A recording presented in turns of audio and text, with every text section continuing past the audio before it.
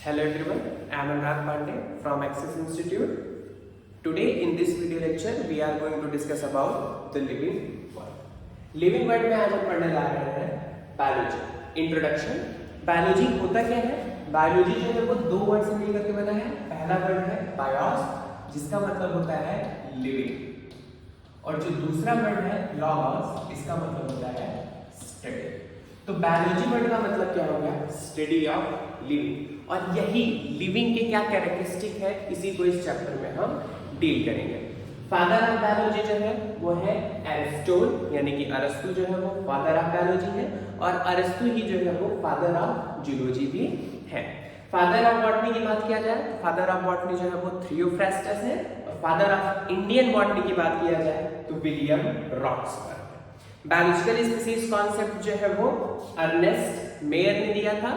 ये biological species जो concept है, इस कॉन्सेप्ट के अकॉर्डिंग दो इंडिविजुअल स्पीसीज तभी होंगे जब आपस में ब्रीड कर सके और एक फर्टाइल ऑफस्प्रिंग प्रोड्यूस कर सके. बात करते हैं कैरेक्टरिस्टिक ऑफ लिविंग बीइंग्स की. तो लिविंग बीइंग्स की ऐसी कौन कौन सी कैरेक्टरिस्टिक होती हैं जो कि सिर्फ और सिर्फ लिविंग्स में ही देखने को मिलेंगी. अगर मैं बात करता हूँ ग्रोथ के बारे में, तो ग्रोथ क्या होता है? Increase in cell size and cell number. Cell size और सेल नंबर में जो इंक्रीज होता है उसी को हम बोलते हैं ग्रोथ. लेकिन क्या सभी लिविंग जो है वो ग्रोथ को शो करते हैं? ऑब्वियसली कोई भी लिविंग ऑर्गेनिज्म है वो ग्रोथ को शो करेगा, लेकिन कुछ ऐसे नॉन लिविंग थिंग्स भी हैं जो कि ग्रोथ शो करती है. जैसे कि माउंटेन्स हैं, इनका size day by day increase होता है. वुडन ब्लॉक है, उसको हम वाटर में जो है वो डुबो के रखते हैं, थोड़ी देर बाद देखेंगे तो उसका वेट जो है वो इंक्रीज हो जाएगा. बारिश के मौसम में हम देखते हैं जो दरवाजे हैं वो स्वेल कर जाते हैं और उसकी वजह से दरवाजों को खोलने और बंद करने में प्रॉब्लम होती है. तो यहाँ पे ये जो वुडन ब्लॉक है और ये जो दरवाजा है ये क्या है? ये नॉन लिविंग थिंग है. लेकिन यहाँ पे भी हम क्या देख रहे हैं? यहाँ पे भी हम देख रहे हैं कि इनका जो साइज है और इनका जो मास है वो क्या हो रहा है? इंक्रीज हो रहा है. तो ग्रोथ जो है वो हमारा कैरेक्टरिस्टिक जो है वो लिविंग का नहीं मानते हैं. फिर जो है वो रिप्रोडक्शन के बारे में अगर बात किया जाए तो रिप्रोडक्शन का क्या मतलब है? Ability to produce new offspring similar to their parents, यानी कि अपने ही जैसे ऑफस्प्रिंग प्रोड्यूस करने का जो प्रोसेस है उस प्रोसेस को हम बोलते हैं रिप्रोडक्शन. लेकिन नो डाउट कोई भी नॉन लिविंग थिंग जो है वो रिप्रोडक्शन परफॉर्म नहीं करेगा. लेकिन यूनिसेलुलर ऑर्गेनिज्म के केस में रिप्रोडक्शन और सेल डिवीजन में हम डिफरेंशिएशन नहीं कर पाते हैं. ये यूनिसेलुलर ऑर्गेनिज्म है और इस यूनिसेलुलर ऑर्गेनिज्म से दो यूनिसेलुलर ऑर्गेनिज्म बनते हैं और फिर इधर से वापस से दो यूनिसेलुलर ऑर्गेनिज्म बनेंगे. तो यहाँ पे हम ये नहीं डिफाइन कर पा रहे हैं कि ये जो प्रोसेस है यूनिसेलुलर ऑर्गेनिज्म में, ये जो प्रोसेस है ये प्रोसेस रिप्रोडक्शन है या फिर सिंपल सेल डिवीजन. तो रिप्रोडक्शन को भी जो है वो हम कैरेक्टरिस्टिक नहीं मानते. कोई भी नॉन लिविंग थिंग जो है वो रिप्रोड्यूस नहीं करेगी. लेकिन यहाँ पे लिविंग में ही हम देख रहे हैं जो यूनिसेलुलर ऑर्गेनिज्म है वो उनमें क्या है? रिप्रोडक्शन और सेल डिवीजन में हम डिफरेंशिएशन नहीं कर पाते. अब बात करते हैं कॉन्शियसनेस की. Ability to response. कॉन्शियसनेस का मतलब क्या है? Ability to response. आपको कोई एक्सटर्नल स्टिमुलस दिया गया, उस स्टिमुलस के अगेंस्ट जो है वो रिस्पॉन्स करना, इसी को हम बोलते हैं कॉन्शियसनेस. और ह्यूमन में जो है वो एक एक्स्ट्रा कॉन्शियसनेस होता है और उसको हम बोलते हैं सेल्फ कॉन्शियसनेस. तो यहाँ पे हम देखते हैं कि कोई भी नॉन लिविंग थिंग जो है वो कॉन्शियसनेस के अगेंस्ट जो है वो रिस्पॉन्स नहीं देगी. किसी भी एक्सटर्नल स्टिमुलस के अगेंस्ट कोई भी नॉन लिविंग थिंग जो है वो रिस्पॉन्स नहीं देगी. तो हम बोल सकते हैं कि कॉन्शियसनेस जो है वो एक कैरेक्टरिस्टिक फीचर है लिविंग बीइंग का. लेकिन एक्सेप्शन क्या जाता है? जो पर्सन डीप कोमा में है, ठीक है, जो पर्सन डीप कोमा में है उसको आप कोई भी स्टिमुलस दे दीजिए वो उस स्टिमुलस के अगेंस्ट रिस्पॉन्स नहीं देगा. तो हमको कॉन्शियसनेस में भी जो है वो एक्सेप्शन देखने को मिलता है. तो कॉन्शियसनेस भी जो है वो एग्जैक्ट एकदम ऑथेंटिक कैरेक्टरिस्टिक लिविंग बीइंग का नहीं बोल सकते. लेकिन मोस्टली जो है वो कॉन्शियसनेस जो है वो आपका लिविंग बीइंग का कैरेक्टरिस्टिक है. ऐसा कोई भी लिविंग नहीं होगा जो कि एक्सटर्नल स्टिमुलस के अगेंस्ट रिस्पॉन्स ना दे, सिर्फ और सिर्फ जो आदमी कोमा में. जो कोमा में है, डीप कोमा में है, वो एक्सटर्नल स्टिमुलस के अगेंस्ट रिस्पॉन्स नहीं देगा, लेकिन बाकी सारे लिविंग ऑर्गेनिज्म जो है वो एक्सटर्नल स्टिमुलस के अगेंस्ट रिस्पॉन्स जनरेट करेंगे। मेटाबॉलिज्म की बात किया जाए तो मेटाबॉलिज्म क्या है? Sum total of chemical reaction occurring in our body, यानी कि हमारी बॉडी में जितनी भी केमिकल रिएक्शंस चल रही हैं उन सब का जो सम है उसी को हम बोलते हैं मेटाबॉलिज्म। और ये मेटाबॉलिज्म जो है वो हमारा कैरेक्टरिस्टिक फीचर है लिविंग का। ऐसा कोई भी लिविंग नहीं होगा जिसमें मेटाबॉलिक एक्टिविटीज नहीं चल रही होगी। अब बात ये आता है कि ये जो केमिकल रिएक्शंस चल रही है, ये रिएक्शंस तो हम लेबोरेटरी में भी परफॉर्म करा सकते हैं, लेकिन डिफरेंस इतना है कि जो हम लेबोरेटरी में रिएक्शन परफॉर्म करते हैं वो सिंगल स्टेप रिएक्शन होती है, और जो हमारी बॉडी में रिएक्शन चल रही होती है वो सारी की सारी क्या होती है? मल्टीपल स्टेप रिएक्शन होती है, और सारी रिएक्शन जो है वो एंजाइम मीडिएटेड रिएक्शन होती है। ठीक, तो कैरेक्टरिस्टिक फीचर क्या हो गया? मेटाबॉलिज्म। मेटाबॉलिज्म जो है वो लिविंग का कैरेक्टरिस्टिक फीचर है। ऐसा कोई भी लिविंग नहीं है जो मेटाबॉलिज्म परफॉर्म नहीं करेगा। मेटाबॉलिज्म क्या है? Sum total of all chemical reaction occurring in our body. फिर अगर नॉमेनक्लेचर की बात किया जाए तो कुछ ऑर्गेनाइजेशन है IUCN की अगर मैं बात करूं तो IUCN का जो फुल फॉर्म है international union of conservation of nature and natural resources. यहाँ पे याद रखने वाली ये बात है कि ये जो N है इसका मतलब क्या है? Nature and natural resources. IUCN का फुल फॉर्म क्या है? International union of conservation of nature and natural resources. यहाँ पे इस ऑर्गेनाइजेशन के अकॉर्डिंग 1.7 to 1.8 मिलियन स्पीसीज जो है वो अब तक डिस्कवर और उनके बारे में जो है वो डिस्क्राइब किया जा चुका है। फिर कुछ इंस्टीट्यूशन है, कुछ ऑर्गेनाइजेशन है जैसे कि ICBM international code for botanical nomenclature. तो ये जो ऑर्गेनाइजेशन है ये प्लांट्स के लिए नेमिंग ऑर्गेनाइजेशन है। ICZN जो है वो international code for zoological nomenclature, यानी कि ये जूलॉजी एनिमल्स के नाम को देगी। और फिर ICNB international code of nomenclature of bacteria. तो ये जो ऑर्गेनाइजेशन है ICNB, ये ऑर्गेनाइजेशन जो है वो बैक्टीरियल नॉमेनक्लेचर के लिए रिस्पांसिबल होगी। अगर बात किया जाए बाइनोमियल नॉमेनक्लेचर के बारे में तो बाइनोमियल नॉमेनक्लेचर जो है वो कैरोलस लीनियस ने दिया था।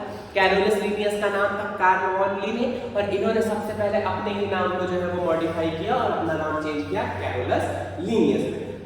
बाइनोमियल नॉमेनक्लेचर के अकॉर्डिंग जो है वो जो नेम है जब उसको लिखा जाएगा तो उसको किस में लिखा जाएगा? लैटिन। जो नेम है वो क्या है? लैटिन ओरिजिन का होगा और उसको इटैलिक के फॉर्म में लिखा जाएगा। जो बाइनोमियल नॉमेनक्लेचर का जो नेम होगा वो लैटिन ओरिजिन का होगा और उसको जब लिखेंगे तो उसको हम इटैलिक्स में लिखेंगे। बाइनोमियल नॉमेनक्लेचर में दो नेम होते हैं। फर्स्ट नेम जो है वो उसके जीनस को रिप्रेजेंट करता है और सेकंड नेम जो है वो स्पीसीज को जो है वो रिप्रेजेंट करेगा। तो फर्स्ट नेम बाइनोमियल नॉमेनक्लेचर में जो है वो दो नेम है। पहला नेम जो है वो उसके जीनस को रिप्रेजेंट करेगा और जो सेकंड नेम है उसके स्पीसीज को रिप्रेजेंट करेगा।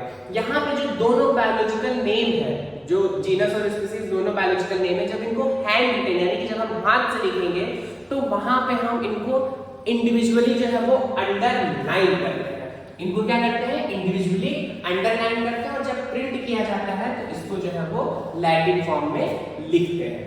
यहाँ पे जो जीनस का फर्स्ट लेटर होता है, जीनस के फर्स्ट लेटर को हम जो है वो कैपिटल लेटर के साथ जो है वो लिखते हैं और जो स्पीसीज होता है, स्पीसीज का जो फर्स्ट लेटर होता है उसको हम स्मॉल लेटर से लिखते हैं। तो यहाँ पे हम एग्जांपल देख रहे हैं, मैंगो का जो साइंटिफिक नेम है दैट इज मैंजीफेरा इंडिका, और यहाँ पे हम देख रहे हैं कि इसको जो है वो हमने इटैलिक्स में लिखा है। और यदि हम इसको हैंड रिटन लिखते हैं तो हम इसको लिखेंगे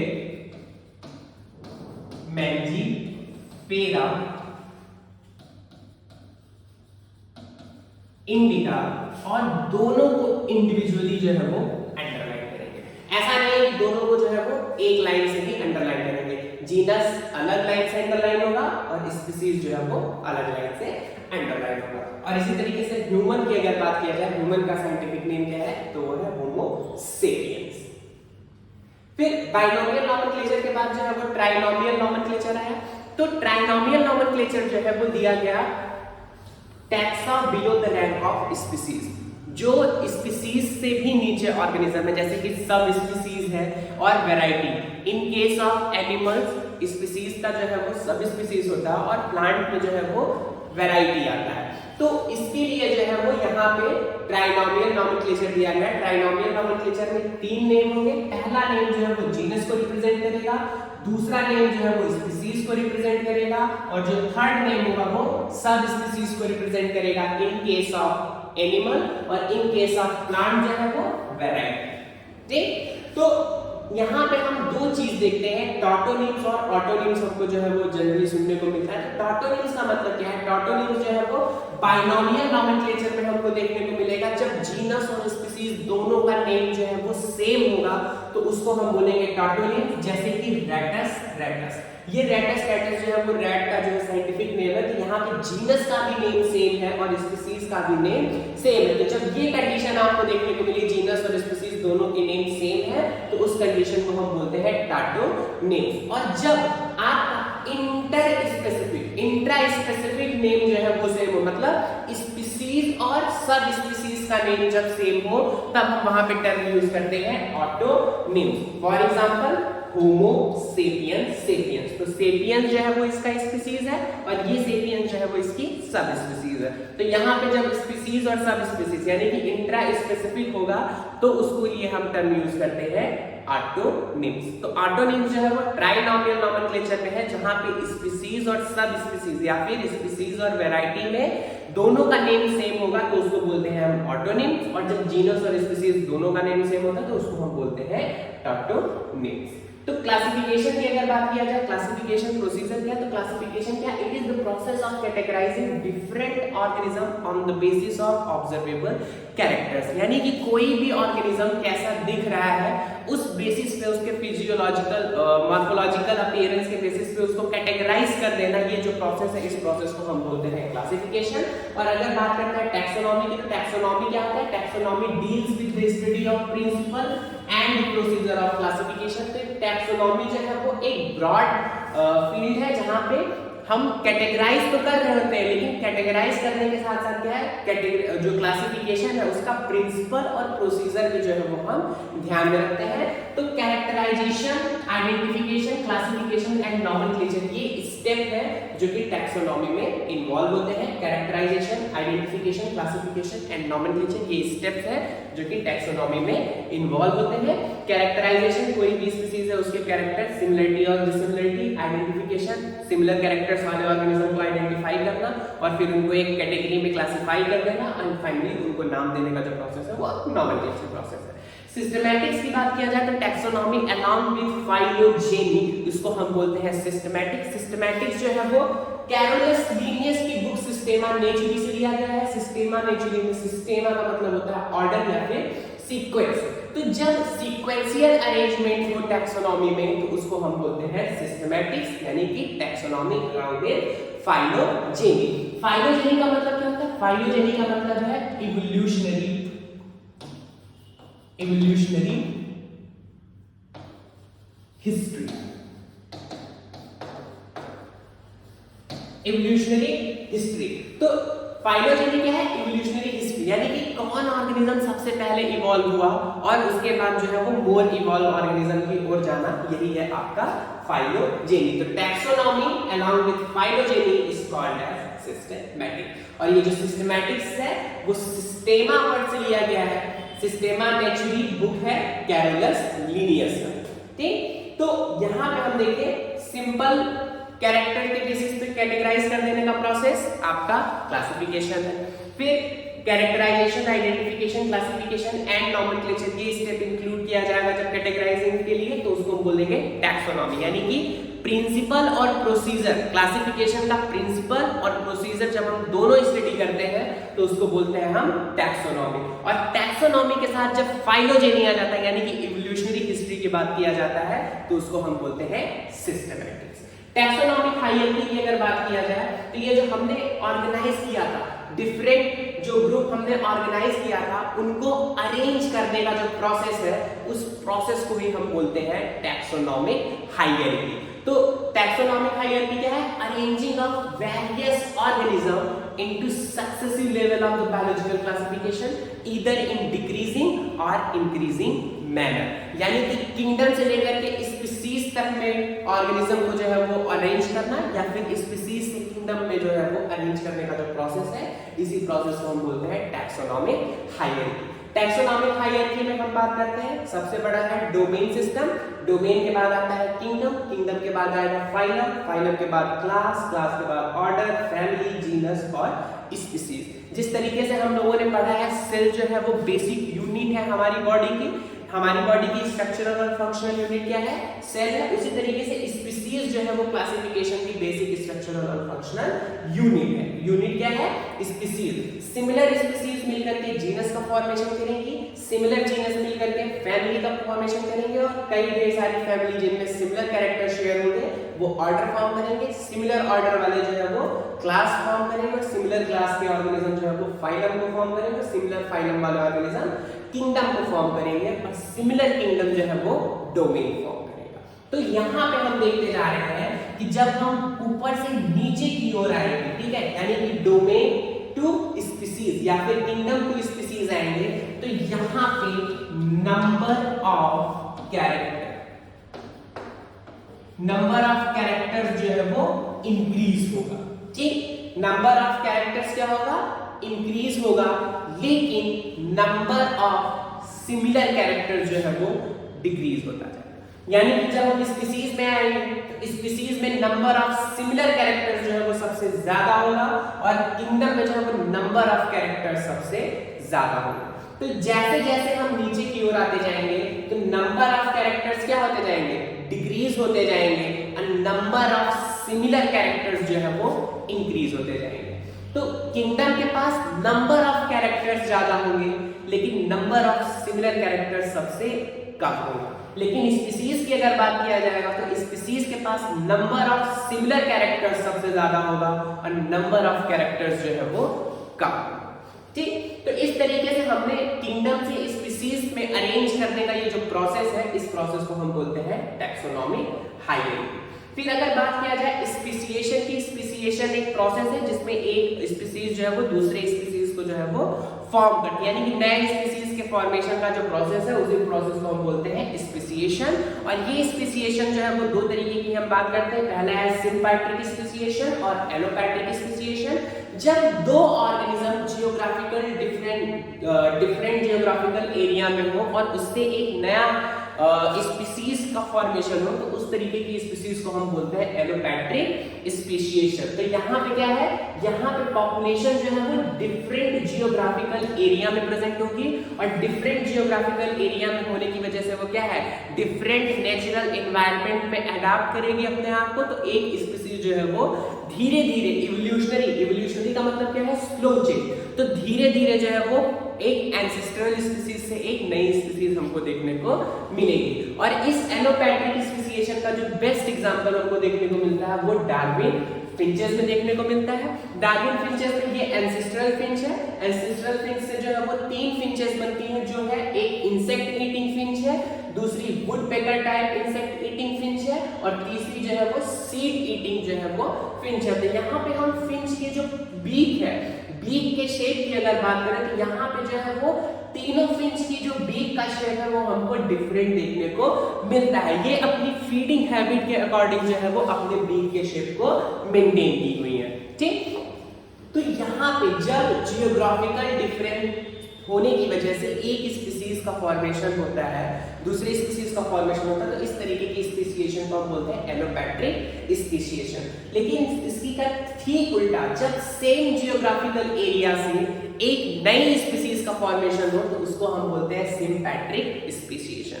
ये सिम्पैट्रिक स्पीसिएशन जो है वो जेनेटिक लेवल पे होता है, जब किसी भी प्लांट का क्रोमोसोमल एब्रिवेशन हो जाए या फिर किसी भी एनिमल में क्रोमोसोमल एब्रिवेशन हो जाए, यानी कि उसकी प्लॉइडी लेवल पे जो है वो चेंज देखने को मिले।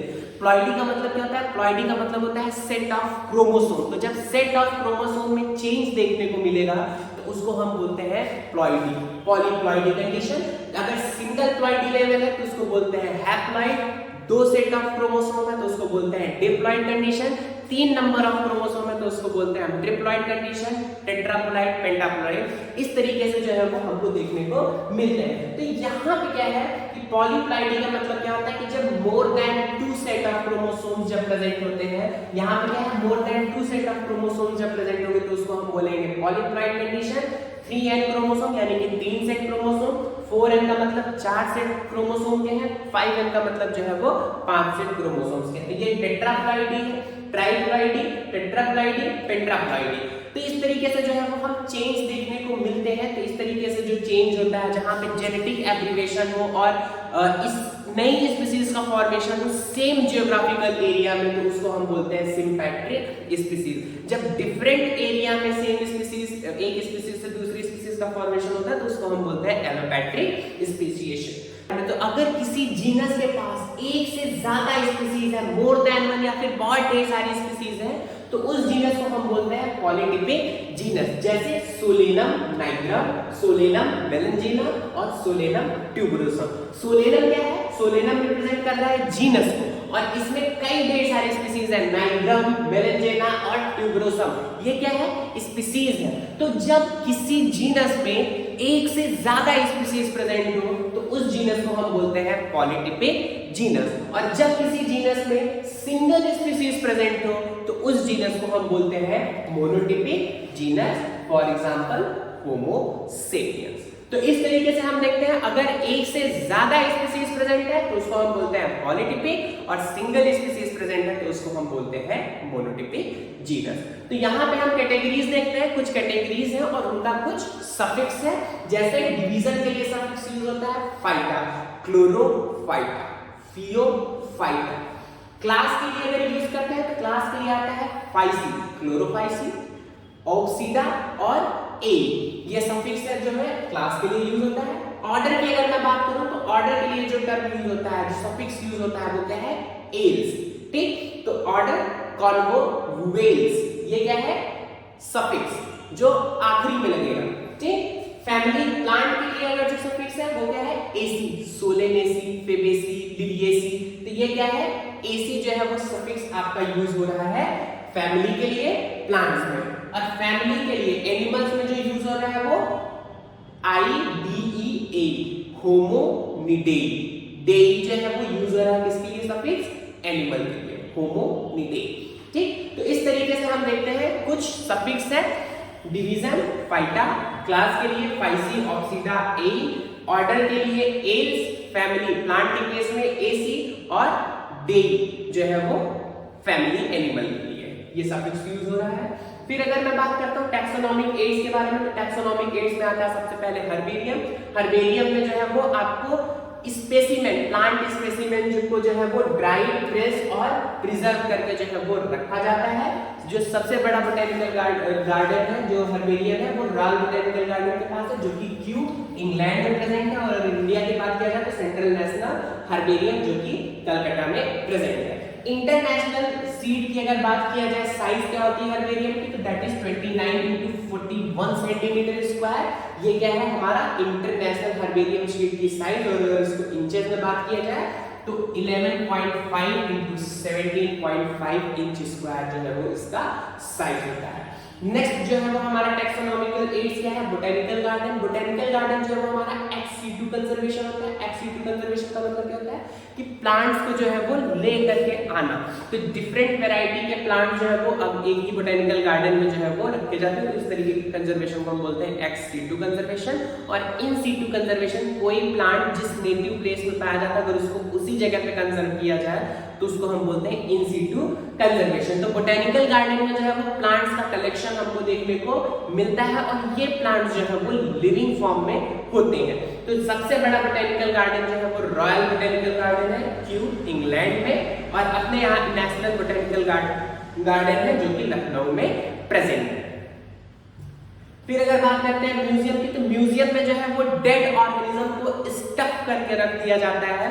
तो म्यूजियम में हम क्या करते हैं, म्यूजियम में एनिमल्स को जो है वो प्रिजर्व करके रखते हैं। अगर इंसेक्ट है तो उनको जो है वो एज इट इज जो है वो ग्लास में या फिर एक वैक्यूम प्लेस में जो है वो उनको पिन करके रख देते हैं। अगर फिशेस है या फिर कोई इनवर्टिब्रेट है तो उसको हमको कंजर्व करना है, हम उसके लिए जो है वो सिंपल एक जार में प्रिजर्वेटिव यूज करते हैं, प्रिजर्वेटिव रखते हैं और उसमें जो है वो उस एनिमल को प्रिजर्व करके रखते हैं। तो जो सबसे कॉमनली यूज्ड प्रिजर्वेटिव है वो है हमारा फॉर्मेलिन। तो फॉर्मेलिन जो है वो कॉमनली यूज्ड प्रिजर्वेटिव होता है और इसी में जो है वो डिफरेंट ऑर्गेनिज्म को रख करके हम उसको प्रिजर्व करके रख देते हैं। जो हायर एनिमल्स है जैसे कि बियर है, मंकी है, इन सब को क्या करते हैं, इन सब में स्टफिंग की जाती है कॉटन की और उसके बाद जो है उनको म्यूजियम में रख दिया जाता है। तो ये जो म्यूजियम में रखने का जो पर्पस होता है वो स्टडी के लिए होता है। हायर इंस्टीट्यूट जो है उनका खुद का भी म्यूजियम होता है और वहाँ पे म्यूजियम जो है वो बच्चों के रिसर्चर्स के लिए जो है वो स्टडी के लिए होता है। उनके फिजियोलॉजिकल अपीयरेंस, मॉर्फोलॉजिकल अपीयरेंस के लिए जो है वो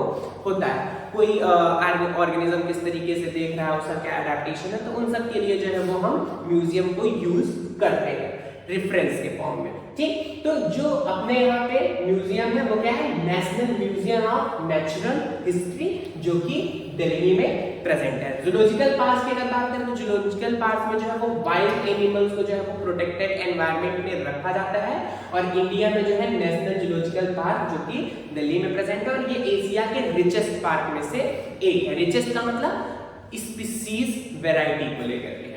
की अगर बात किया जाए तो की use for the identification of plant and animal on the basis of similarities and dissimilarities. Plant और एनिमल्स में उनकी सिमिलरिटीज और डिसिमिलरिटीज के बेसिस पे जो है वो हम यूज करते हैं, वो की है। की में दो तरीके के सेंटेंस होते हैं, दो स्टेटमेंट, और दोनों स्टेटमेंट जो है वो कॉन्ट्राडिक्टरी स्टेटमेंट होते हैं, कॉन्ट्रास्टिंग स्टेटमेंट होते हैं और उन कॉन्ट्रास्टिंग स्टेटमेंट को हम बोलते हैं कॉपलेट। और उस कॉपलेट को लेकर के उस कॉपलेट में से एक स्टेटमेंट जो कि कॉपलेट का जो दोनों स्टेटमेंट होता है उस स्टेटमेंट को हम बोलते हैं लीड और उसी स्टेटमेंट को लेकर के हम आगे कैरेक्टर्स को आइडेंटिफाई करते चलते हैं। फॉर एग्जांपल हमारे पास दो स्टेटमेंट है, presence of notochord and absence of notochord. तो ये दोनों स्टेटमेंट जो है वो लीड है। अगर हम प्रेजेंस ऑफ नोटोकॉर्ड की बात करते हैं तो वो हो जाएगा कॉर्डेट और एब्सेंस ऑफ नोटोकॉर्ड की बात करेंगे तो वो हो जाएंगे ऑर्गेनिज्म नॉन कॉर्डेट। फिर हम अगर कॉर्डेट को लेकर के चलते हैं, प्रेजेंस ऑफ नोटोकॉर्ड, तो ये हो गया एक लीड स्टेटमेंट हो गया हमारा प्रेजेंस ऑफ कॉर्डेट। और इस प्रेजेंस ऑफ कॉर्डेट को लेकर के जब हम आगे बढ़ते हैं तो वहां पे हम देखते हैं प्रेजेंस ऑफ वर्टिब्रल कॉलम। तो जिसके पास वर्टिब्रल कॉलम प्रेजेंट है वो क्या हो गया, वर्टिब्रेट, और जिनके पास वर्टिब्रल कॉलम नहीं प्रेजेंट है वो हो गया इनवर्टिब्रेट। तो इस तरीके से जो है वो हम देखते हैं यहाँ पे की में हमको कॉपलेट देखने को मिलता है जहां पे दो कॉन्ट्रास्टिंग स्टेटमेंट होंगे और जिस स्टेटमेंट के थ्रू हम आगे प्रोसीड करेंगे उस स्टेटमेंट को हम बोलते हैं लीड या फिर लीड स्टेटमेंट। क्लियर? इसके बाद हम बात करते हैं फ्लोरा की। किसी पर्टिकुलर एरिया में पाए जाने वाले प्लांट स्पीसीज की का डिस्क्रिप्शन होता है जिस बुक में, उसको हम बोलते हैं फ्लोरा। मैनुअल की बात किया जाए तो मैनुअल जो है वो किसी पर्टिकुलर एरिया में सभी प्लांट्स के बारे में इसमें जो है वो इंफॉर्मेशन होती है। पर्टिकुलर एरिया में जो भी प्लांट्स ग्रो हो रहे हैं उसके बारे में इंफॉर्मेशन होती है।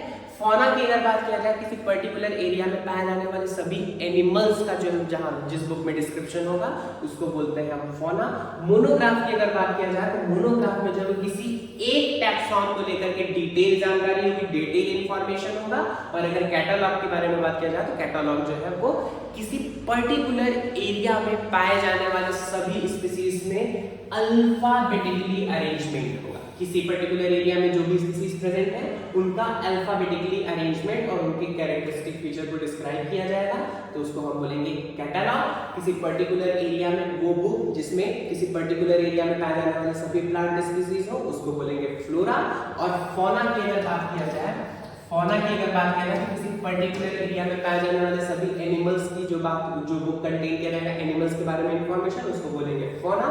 और मैनुअल की बात किया जाए तो book containing complete listing description of plant growing in particular area. और अगर मोनोग्राफ की बात किया जाए तो मोनोग्राफ जो है वो एक सिंगल टैक्सॉन के बारे में इंफॉर्मेशन दिया जाएगा कैटलॉग के बारे में बात करें तो कैटलॉग में जो है वो सभी एक किसी पर्टिकुलर एरिया में पाए जाने वाले सभी स्पीसीज का अल्फाबेटिकली अरेंजमेंट होगा उसमें।